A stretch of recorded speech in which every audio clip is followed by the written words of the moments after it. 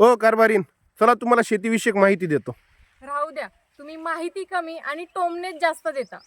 मग तुला शेतीविषयी माहिती कळणार कशी?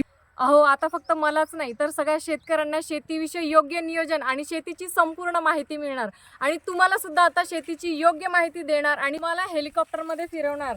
सोबतच 6 किलोचा कोंबडा, जगातली सगळ्यात बुटकी म्हैस आणि 30 किलोचा चायना बोकड सुद्धा दाखवणार.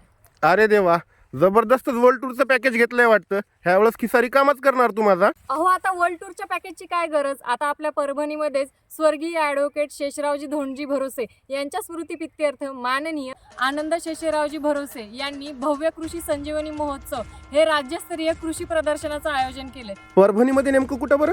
संत तुकाराम महाविद्यालय, वसमत रोड, परभणी. आणि हो, या प्रदर्शनाचं उद्घाटन आपल्या महाराष्ट्र राज्याचे लाडके उपमुख्यमंत्री माननीय श्री एकनाथजी शिंदे साहेब यांच्या हस्ते होणार आहे. आणि एवढंच नाही, हरीश चैतन्य महाराज यांचं कीर्तन आणि सोबतच लावणी सम्राज्ञी हिंदवी पाटीलची सुद्धा लावणी होणार आहे. आता 14 फेब्रुवारी ते 17 फेब्रुवारी आपला प्लॅन फिक्स. अरे वा, माझ्यासोबत राहून किती हुशार झालीस बघ तू. शेवटी माझ्या आवडीचाच विषय निवडलास ना. आणि तुला पण आवडायला लागली ना शेती.